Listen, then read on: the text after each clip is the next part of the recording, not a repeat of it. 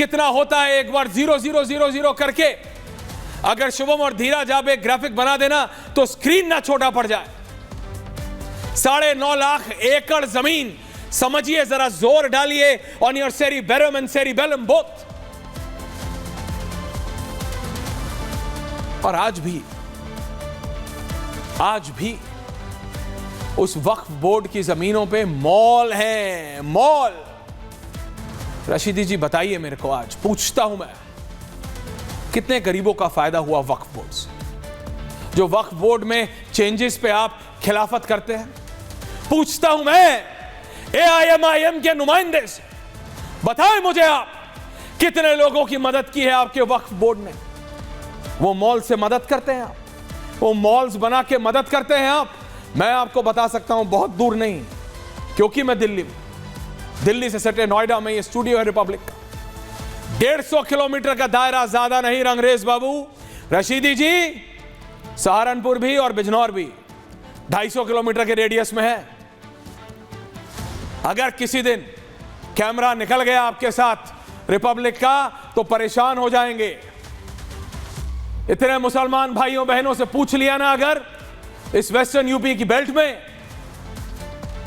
चाहे नोएडा हो, ग्रेटर नोएडा हो, मेरठ हो, खतौली हो, सहारनपुर हो, अमरोहा हो, बिजनौर हो, कितनों को मदद मिली है, मुंह छुपाने की हालत हो जाएगी उन लोगों की जो वक्फ बोर्ड की तारीफ करते हैं, जो वक्फ बोर्ड को सपोर्ट कर रहे हैं। रंगरेज बाबू, बोलना आसान है कि टिकट के पैसे मैं दूंगा, ये मैं करूंगा, वो मैं करूंगा।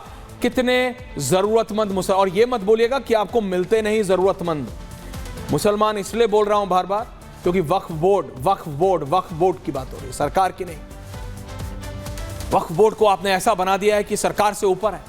वक्फ बोर्ड को आपने ऐसा बना दिया है कि सरकारें कुछ करती नहीं, सिर्फ ये वक्फ बोर्ड करता है। तो पूछता हूं मैं, कोई तो लिस्ट होगी, कोई तो आधार होगा, कोई तो कागजात होंगे सरवर साहब।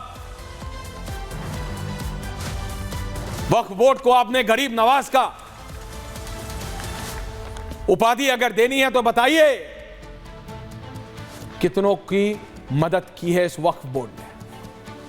अगर मदद की होती तो सहारनपुर, बिजनौर, मुजफ्फरनगर, मुरादाबाद, अमरोहा, मेरठ में आपको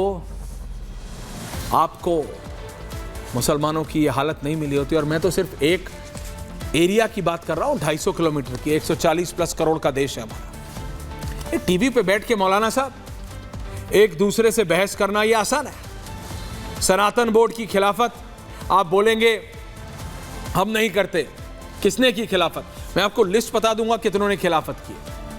बात सनातन बोर्ड की नहीं, बात है आपके वक्फ बोर्ड की ताकत है। मैं तो देवकी नंदन जी से भी पूछा, मैंने खुलेआम पूछा कि क्या आपको इतना है सनातन बोर्ड का?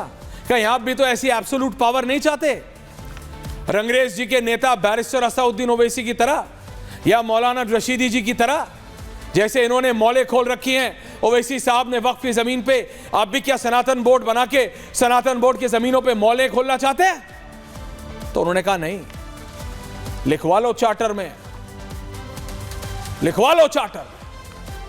हिंदुओं के हक की बात होगी, कोई हिंदू के हक की बात कर रहा है, कोई मुसलमानों के हक की बात कर रहा है।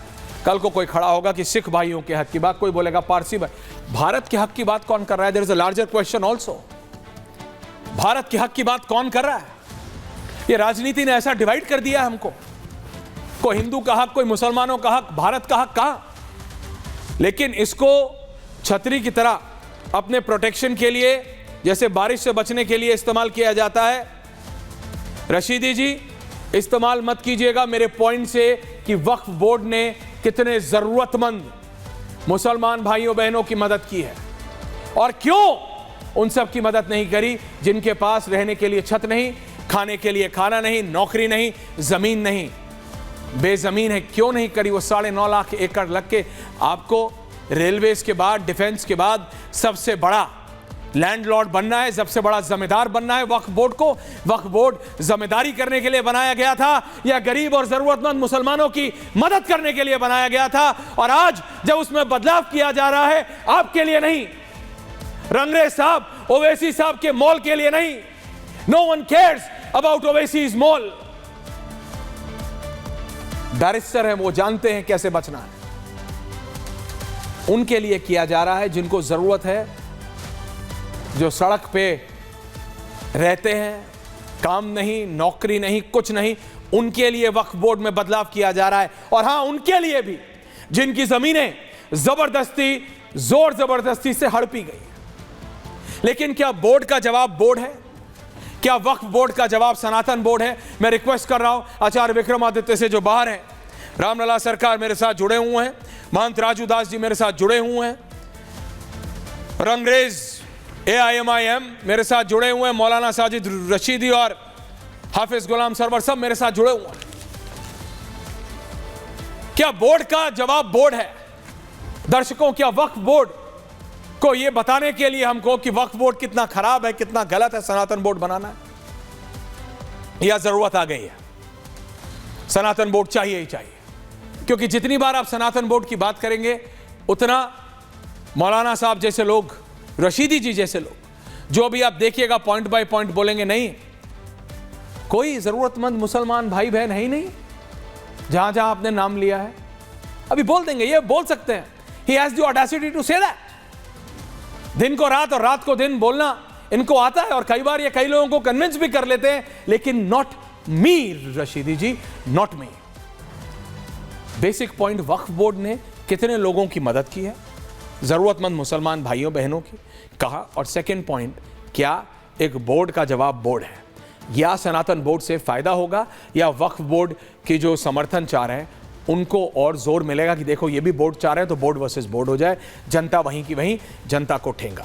पूछता है Bharat. My full debate, Acharya Vikramaditya आपसे शुरू कर रहा हूं। Keep all four. Aishwarya ji, मेरे तरफ से ऐसे कोई सनातन बोर्ड की आवश्यकता नहीं, बिल्कुल सनातन बोर्ड की आवश्यकता नहीं है। हिंदुस्तान में सनातनियों को ऐसे किसी बोर्ड की आवश्यकता नहीं। कानून में अंदर व्यवस्था है कि आपकी चीज़ों को, लेकिन इस समस्या यह है कि इसमें भारत सरकार ने एक 1955 में टेम्पल एंडोनमेंट जो एक एक्ट ट्रस्ट बना दिया था, वो एक समस्या का कारण है कि सारे के सारे मंदिरों का पैसा लेकर, जो करीब करीब 2 लाख करोड़ से ऊपर का जो फंड इकट्ठा होता है, उसको सरकार ले जाती है, और साउथ के अंदर उसका प्रमाण आपके समक्ष है।